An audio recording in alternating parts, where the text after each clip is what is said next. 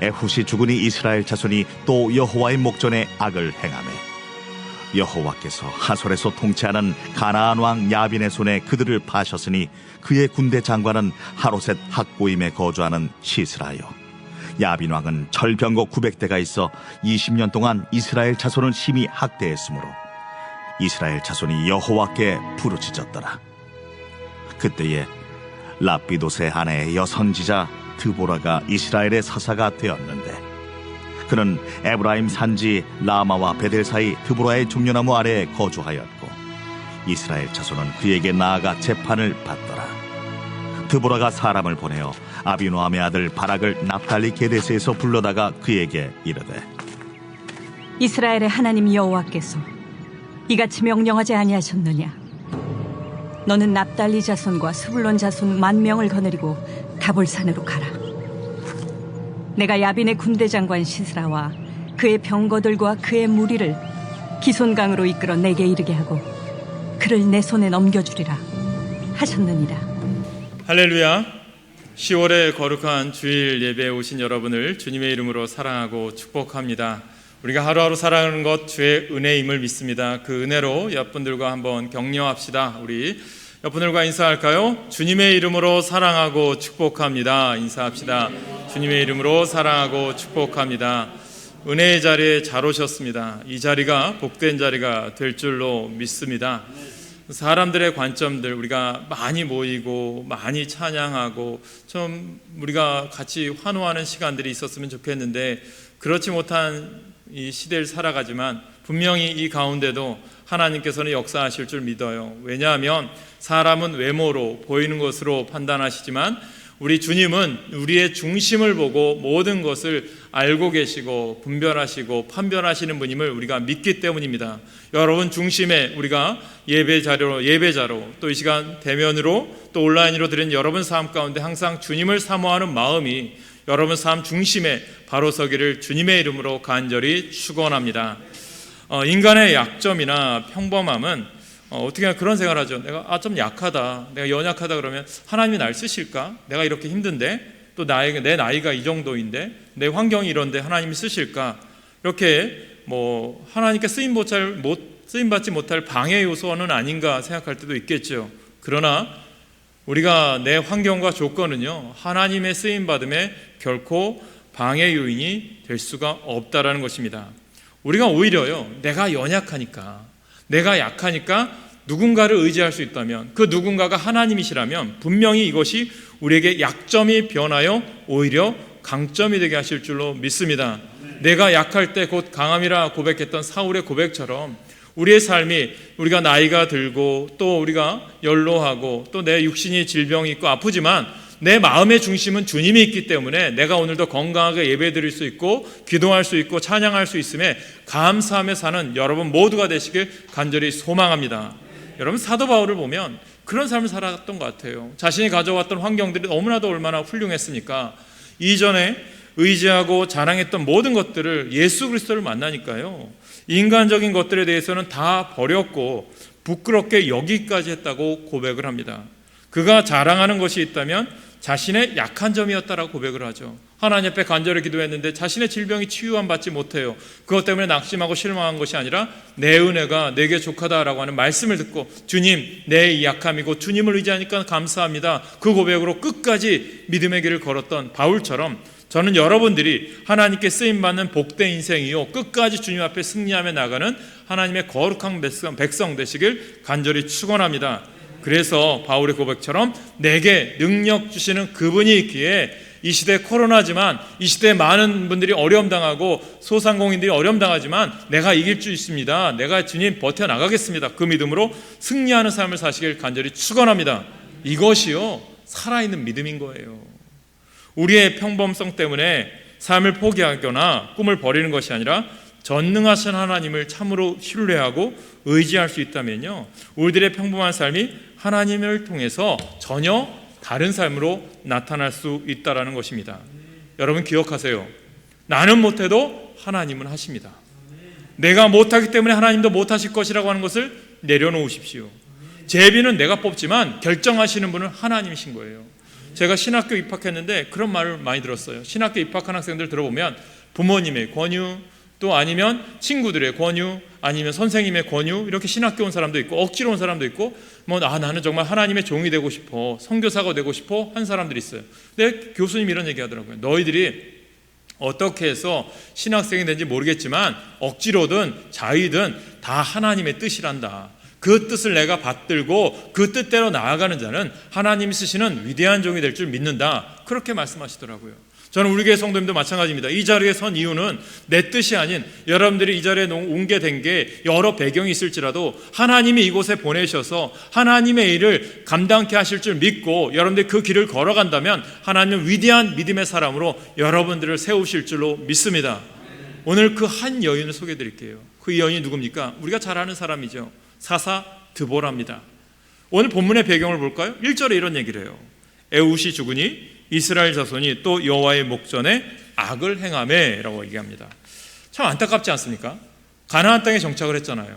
여리고 성을 무찌르고 이제 아이성도 무찌르고 이스라엘이 가나안 땅을 다 차지했어요. 그런데 안타깝게 하나님의 말씀에 순종하지 못해서 가나안 땅 족속들을 멸절하지 못했죠. 그 중에 한 족속이 남아있었죠.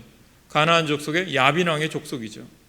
그들이 이제는 또 강성해져서 이스라엘을 괴롭히기 시작합니다. 이 괴롭히는 이유가 뭘까요? 하나님의 뜻이 있습니다. 참 이스라엘 백성들은 다시 하나님께 범죄하게 되죠. 사사기의 패턴 아닙니까? 사이클이죠. 죄 짓고 심판하시고 회개하고 용서하고 또 죄 짓고 또 심판하시고 또 회개하고 또 용서하시고 이런 사건이 있는 거죠. 사람들은 종종 성경을 읽으면서 하나님에 대해서 한 두 가지 면을 좀 느끼는 것 같아요. 하나님은 참 속도 없는 분이시다. 야, 저렇게 배신하고 저렇게 또 우상 숭배하는데 또 용서해주고 또 받아주니까. 그런데요, 저는 하나님에 대해서 이렇게 말씀드리고 싶어요. 뭐냐면 하나님은 우리를 너무나도 사랑하셔서 때로는 속이 없는 분처럼 행동하신다는 거죠. 우리의 부모님은 그렇지 않을까요? 우리의 하나님이 그렇기 때문에 우리의 사랑스러운 하나님이십니다. 사랑하는 여러분, 그렇기 때문에 오늘 나에게 기회가 주어진 이 시간 속에서 하나님의 자녀로서 바로 서시길 간절히 소망합니다. 이제 그들이 죄를 짓고 우상을 숭배하니까 에훗이 죽은 이후에 또 평안한 삶이 오니까 또 죄의 늪에 빠져요. 그러니까 하나님께서 가나안 족속의 야빈 왕을 들어서 그들에게 핍박과 고난이 다가오게 하죠. 아무도 대항하지 않아요. 20년 동안 너무나도 핍박과 어려움 속에 있어요. 그러던 중에 그들이 다시 하나님께 간구하면서 기도했을 때 하나님이 한 사람을 들어 세우죠. 그게 누굽니까? 바로 드보라라는 거죠. 그런데 드보라가 싸울 능력이 됐을까요? 가정주부예요. 여인이에요. 여러분, 유대인들에게 지난주에 말씀드린 것처럼 내가 여인으로 태어나지 않은 것 감사합니다. 저 이방인으로 태어나지 않은 것 감사합니다. 정말 내가 이스라엘 유대인이 된 것 감사합니다. 그렇게 여겼던 사람들인데 이 가정주부였던 드보라가 무슨 힘이 있겠습니까? 그런데 다 이 드보라에게 있었던 것이 있죠. 오늘 그것을 배우셔야 됩니다. 오늘 우리들의 환경과 조건이 어려울지라도 드보라가 있었던 것이 여러분에게도 있기를 바라요. 어떤 것이 있었을까요? 오늘은 드보라를 통해서 세 가지를 찾아보겠습니다. 그래서 오늘 이 시대 우리도 드보라처럼 믿음으로 승리하는 삶 사시길 소망합니다. 첫째, 드보라가 가지고 있었던 게 뭘까요? 바로 하나님의 음성을 들을 수 있는 귀가 있었습니다. 저는 여러분들이 하나님의 음성을 들을 수 있는 귀가 열리길 소망합니다. 본문 4절에 보니까 이렇게 말씀하죠. 그때 라비도 세안의 여선이자 드보라가 이스라엘의 사사가 되었는데, 사사라는 말이 등장하죠. 드보라를 소개하면서 그는 사사며 선지자라고 말씀합니다. 여러분, 선지자는 어떤 역할을 하죠? 하나님의 음성을 들어요. 그럼 그 음성을 사사들은 다시 이스라엘 백성들에게 선포하는 역할을 하죠. 요즘으로 얘기하면 목사죠. 목사가 간절히 기도하고 말씀을 준비해서 성도들에게 여러분 성도들은 이렇게 살아야 됩니다. 여러분들 하나님이 뜻이셔서 목적이 있으셔서 이 뜻 안에 여러분을 택하셨습니다. 존귀하게 여러분들 만드셨습니다. 그 사명을 감당하기 위해서 우리가 말씀 훈련받고 하나님 앞에 말씀을 듣는 겁니다. 이렇게 살라고 삶을 해석해 주는 게 바로 목회자인 것처럼 사사도 그런 역할을 했던 거죠. 그러니까 드보라는 하나님의 음성을 듣게 되죠. 그러면서 그 음성을 듣고 어떻게 하냐면 백성들에게 말씀을 전하죠. 그게 6절입니다. 드보라가 하나님의 음성을 듣고 고난에 처한 백성들에게 그분의 말씀을 전달하는 선지자의 역할을 감당했어요. 어려운 고난의 시대를 살아가는 평범한 여인에게 하나님의 음성이 들려졌어요. 드보라는 가정주부의 자리에서 위기와 절망에 처한 한 시대를 구원하기 위해서 사사의 자리에까지 불려나가게 됩니다.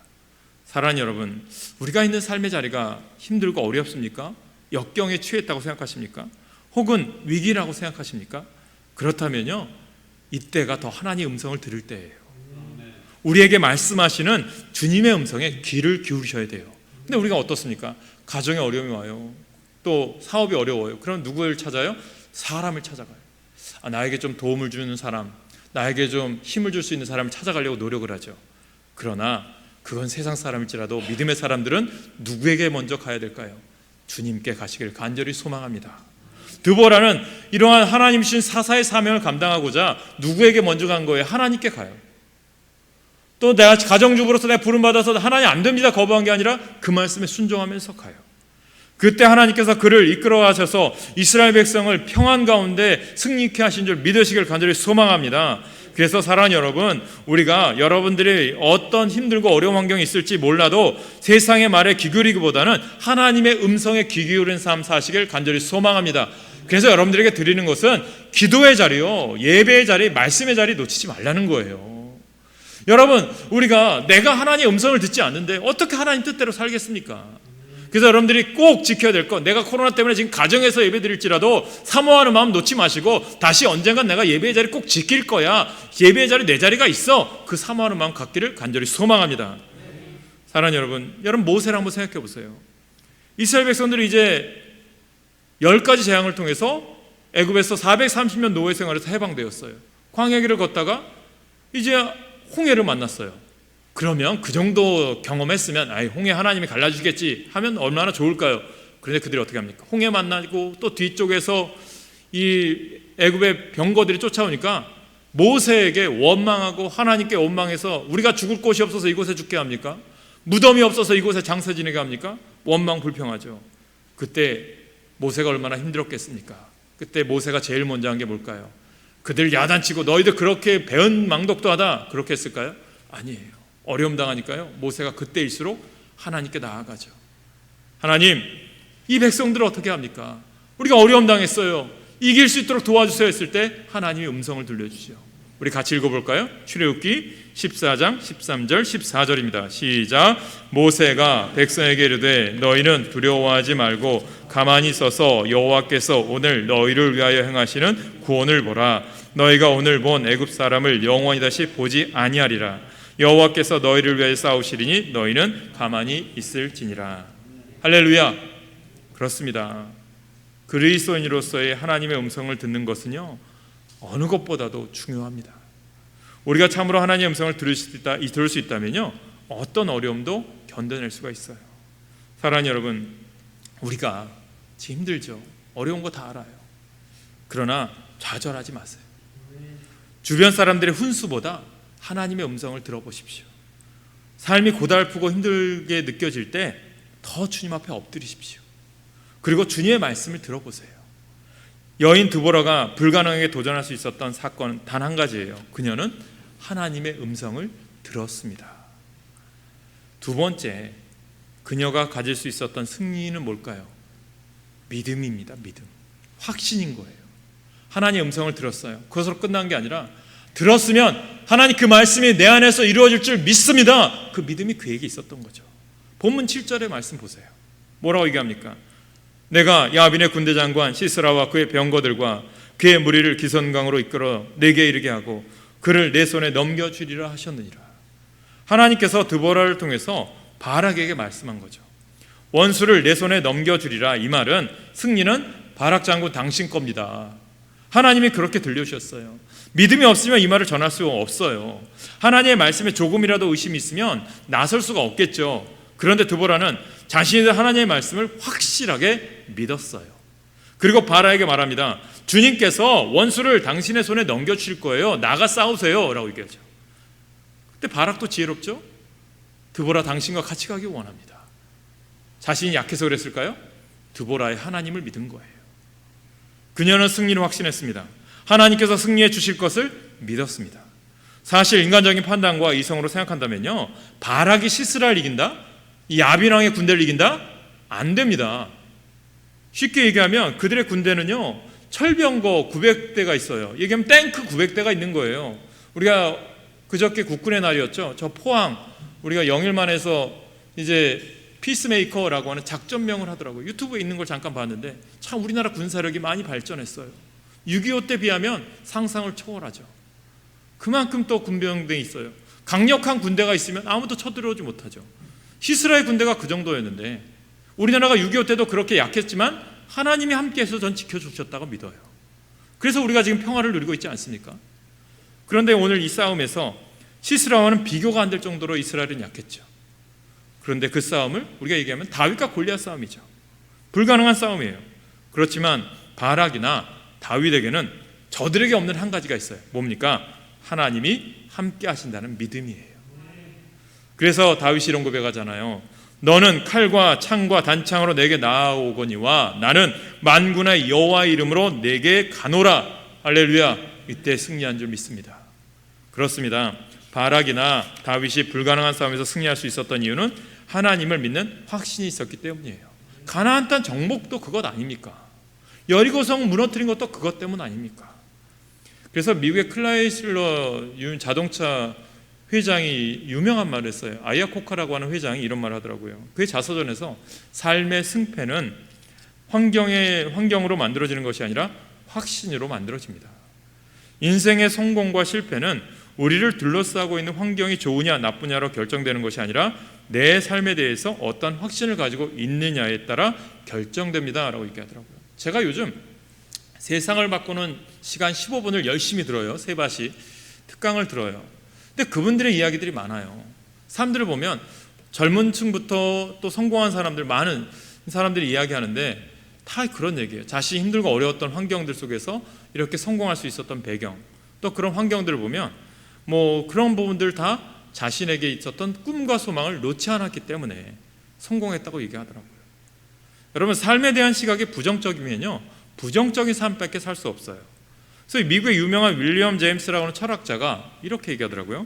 행복한 사람이 되고 싶습니까? 그러면 행복한 사람처럼 사고하십시오. 행복한 사람처럼 행동하십시오. 또 이런 얘기를 해요. 불행한 사람 되고 싶습니까? 그러면 불행한 사람처럼 사고하시고 불행한 사람처럼 행동하십시오. 여러분은 어떤 것을 택하시겠습니까? 우리가 신약성경 요한복음 11장에 보면 예수님과 가장 친밀했던 세 남매가 나와요. 누굽니까? 나사로와 마르다와 마리아죠. 근데 정말 예수님 힘들 때마다 그 가정에서 위로와 평안을 얻었던 것 같아요. 이제 일찍 부모님을 여의고 세 남매가 함께 살았죠. 그래서 이 나사로가 두 여동생들을 키우면서 가장 역할을 했겠죠. 그런데 그 가정에 어려움이 왔어요. 나사로가 갑자기 병이 들어서 죽고 만 거예요. 마르다가 예수님이 빨리 오기를 원했는데 예수님이 늦게 오니까 원망하죠. 예수님 조금이라도 일찍 오셨으면 우리 오라버니가 살았을 텐데, 그렇게 얘기하죠. 근데 예수님이 말씀하죠. 그러면서 요한복음 11장 40절에 뭐라고 말씀합니까? 우리 한번 다시 같이 읽어볼까요? 시작. 내가 믿으면 하나님의 영광을 보리라. 아멘. 여기 두 단어는 꼭 외우세요. 믿으면 보리라. 여러분들이 믿으면 정말 승리할 줄 믿으시길 간절히 축원합니다. 보게 될 줄로 믿습니다. 여러분, 먼저 믿으십시오. 그럼 보게 될 것입니다. 그런데 우리는 언제 이 순서를 바꾸죠? 보여주세요. 제가 그럼 믿을게요. 기적을 좀 베풀어 주세요. 제가 믿을게요. 내 환경이 좋아지면 그때 제가 믿겠습니다. 좋은 결과 나타나면 그때 감사하겠습니다. 주의 일할 때도 어떻습니까? 주님, 제 환경이 돈 많이 벌면 주께 봉사할게요. 하나님, 내가 시간이 많으면 주께 봉사할게요. 주님은 그걸 원하지 않아요.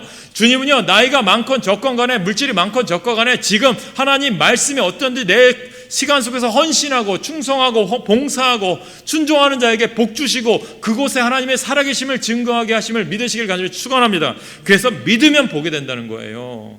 여러분들이 하나님의 뜻에 순종했을 때 보게 될 줄 믿습니다. 그것을 알게 하는 것이 오늘 말씀인 거죠. 패배를 확신하는 사람은 패배할 수밖에 없어요. 절망을 예감하는 사람은 절망할 수밖에 없어요. 여러분의 미래, 가정의 미래에 대해서 절망하십니까? 아니면 승리를 확신하십니까? 우리 교회 하나님 승리하실 줄 믿으시기 바랍니다. 우리 교회 부흥할 줄 믿으시길 소망합니다. 여러분 가정 잘 될 줄 믿으시길 소망합니다. 이 질문에 대한 대답에 우리 인생에 성패가 달려 있는 거예요. 우리를 둘러싸고 있는 캄캄한 어둠과 안개 속에 헤매는 것 같은 방황에도 불구하고 주님께서 우리에게 주실 승리를 믿으시기 바랍니다. 우리를 구원하여 영원한 생명을 주신 주님이 우리를 저버리지 않을 것을 확실하게 믿으세요. 그래서 바울이 이런 고백을 하죠. 우리 같이 읽을까요? 로마서 8장 32절 시작. 자기 아들을 아끼지 아니하시고 우리 모든 사람을 위하여 내주신 이가 어찌 그 아들과 함께 모든 것을 우리에게 주시지 아니하겠느냐. 할렐루야. 이 말씀을 읽는 자에게 복이 있어요. 온라인으로 예배드리는 분들도 읽으셔야 돼요. 기도하셔야 된다는 거예요. 그냥 보고 편하게 예배드리는 것에 익숙해지지 마세요. 우리가 참으로 하나님을 신뢰한다면 우리는 이 세상에서 승리하는 삶을 살아갈 수 있어요. 여인 드보라가 불가능에 도전할 수 있던 것은 하나님의 음성을 듣고 하나님이 주실 승리를 확실하게 믿었기 때문이에요. 그러므로 여러분, 이런 믿음 있는 삶으로 여러분 삶의 영역에서 승리하시길 소망합니다. 세 번째로, 그녀는 어떤 삶을 살았나요? 자신이 해야 할 일을 찾아서 해요. 사람들은 나한테 불가능한 일이 오면 어떻게 할까요? 쉽게 포기해버려요. 포기하는 것이 가장 쉬운 일이라고 생각을 해요. 그러나 드보라는 포기하지 않아요. 그 시대가 어둡고 위기와 절망에 처해 있었지만 드보라는 용기를 잃지 않았어요. 하나님 음성을 듣고 하나님, 나 가정주부예요, 나 여인이에요, 뭔 능력이 있습니까? 라고 하지 않아요. 내가 할 수 있는 일이 없을까? 내가 있는 시간에서, 내가 있는 환경에서 내가 할 수 있는 일이 무엇이지? 이 나라를 위해서 내가 할 수 있을 게 무엇일까 고민했어요. 구체적으로 자기 할 일을 찾는 거예요. 여러분들도 마찬가지예요. 교회에서든 여러분 가정에서든 믿음으로 내가 해야 할 일을 찾으시라니까요. 누가 대신 해주겠지, 누가 알아서 하겠지, 아닌 거예요. 내가 할 수 있는 일에 찾아서 할 때 그 자리가 복된 자리임을 믿습니다. 교사로 하실 때 교사하시고, 찬양하실 때 찬양하시고, 교회 청소하실 때 청소하시고, 주님의 전에 봉사하실 때 봉사할 때 그 자리가 복된 자리임을, 은혜의 자리임을 믿으시길 소망합니다. 그래서 그가 한 일이 뭘까요? 동역자를 찾아요. 나 혼자 안 되니까 그래도 전쟁에 좀 일가견 있는 사람 누굴 찾습니까? 바락을 찾아요. 그래서 여기서부터 기적이 시작되지 않습니까? 하나님의 역사하심으로 상황이 놀랍게 변하는 기적이 여기서부터 시작이 돼요. 사랑하는 여러분, 오병이의 기적 아시잖아요. 어떻습니까? 예수님께서 갈릴리 호숫가에 있다고 생각해 보세요.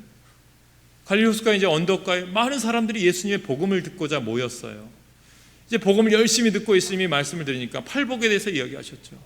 그러니까 이들이 배가 고프기 시작해요. 그러다 보니까 웅성웅성 배고프다, 집에 가야 되냐, 뭐 해야 되느냐, 그렇게 웅성되기 시작해요. 말씀보다 또 육신적인 그 육체적인 배고픔에 더 기울이는 것 같아요. 그러니까 예수님이 제자에게 물어보죠.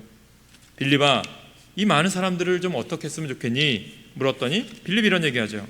당시 빌립은 하나님, 이 사람들 먹이려면요 1년치 월급인 200데나리온으로도 모자라요, 안 돼요, 대답해요. 이때 또 안드레는 어린아이의 도시락을 보아요. 보리떡 5개에 물고기 2마리. 이게 무엇을 할 수 있겠습니까? 이 적은 것을 가지고 많은 사람들 어떻게 배불리 먹을 수 있겠습니까? 안드레는 또 포기하죠. 그런데 예수님의 제자들이 다 포기했죠. 근데 자기가 할 수 있는 일을 찾았던 한 어린아이가 등장하죠.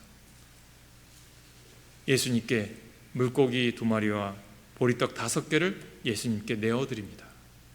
이것이 어떻게 하죠? 오병이어의 기적의 시작인 거예요. 주님은 이걸 원하는 거예요.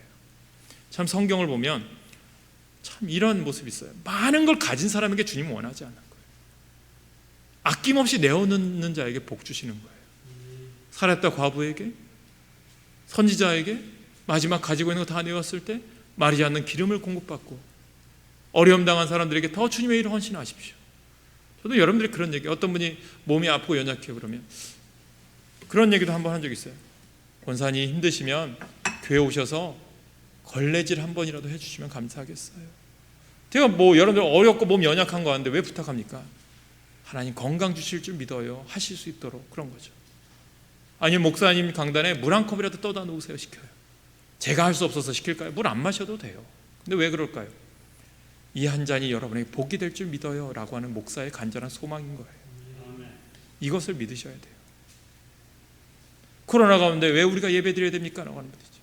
하나님은 오늘도 예배자를 찾으시기 때문에 그래요. 여러분들의 복 받기를 원하시는 분이 하나님이신 거예요. 주님이 함께 하신다는 걸 믿고 확신하면서 맡기셔야 돼요. 그리고 여러분들이 하실 일들 찾으셔야 돼요. 사랑하는 여러분, 우리를 둘러싸고 있는 난감하고 혼란스러운 상황 가운데 우리가 해야 할 일은 하나님의 음성을 듣고 또 그 가운데 우리가 혼란스러워하는 것이 아니라 하나님이 분명히 나에게 원하시는 할 일이 있음을 믿고 헌신하십시오. 그때 분명히 하나님이 여러분 가운데 놀라운 은혜를 베푸실 거예요. 그러므로 여러분 이번 한 주간 동안 이런 생각해 보세요. 정말 내가 하나님을 위해서 내 할 일 다 했을까? 한번 묵상해 보세요. 드보라는 자기가 직접 하지 못하는 일이 주어지자 동역자를 세워서라도 같이 하기 시작해요. 여러분 이게 복받는 근원이 됩니다. 그러면서 드보라는 바락과 함께 전쟁터에 나가게 되죠. 그때 전쟁에서 승리하게 됩니다. 여러분 이게 5장에 보면 드보라의 노래로 간증이 시작되어지죠. 사랑하는 여러분, 떠오른 해처럼 영광의 주님을 바라보며 시대의 암흑을 뿌리치고 벌떡 일어나 자기가 가야 할 인생길을 걸어가는 사람, 그 사람을 통해서 주님께서는 사회를 치유하고 가정을 새롭게 하고 교회를 변화시켜 갑니다.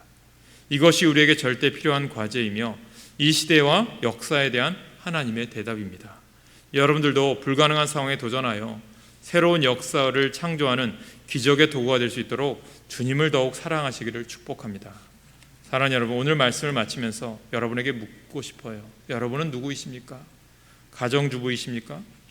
힘들고 어려운, 내 상황이 어려운 그런 모습입니까? 연로해서 몸이 연약하십니까? 그러나 나는 아무것도 없는 소시민에 불과하다고 생각합니까? 이제부터라도 생각을 바꾸십시오. 12명의 정탐꾼들이 우리는 저들과 비교하면 메뚜기 같다라고 하는 것, 그러나 갈렙과 여호수아는 주님이 함께 하시면 능히 그 땅을 가서 우리가 차지할 줄 믿습니다 라고 고백했던 것처럼 우리는요 메뚜기 컴플렉스를 벗어나셔야 합니다. 소극적인 자세를 벗어나서 하나님께서 우리를 쓰시면 어떤 일이든지 감당할 수 있음을 믿으십시오. 하나님이 우리를 위하시면 누가 우리를 대적하리요? 그렇습니다. 우리가 참으로 하나님을 신뢰할 수만 있다면 겁낼 것이 없어요. 하나님이 함께 하시면 저들은 우리의 답이 될 것입니다. 그러므로 하나님의 음성을 듣고 하나님이 주실 빛나는 승리를 신뢰하며 나가는 이 가을이 되시길 소망합니다. 그리고 오늘 해야 할 일을 미루거나 외면하지 말고 주님 앞에 헌신하는 여러분 되십시오. 하나님께서 일으키실 기적에 동참하는 우리 모든 성도님 되시길 간절히 축원합니다.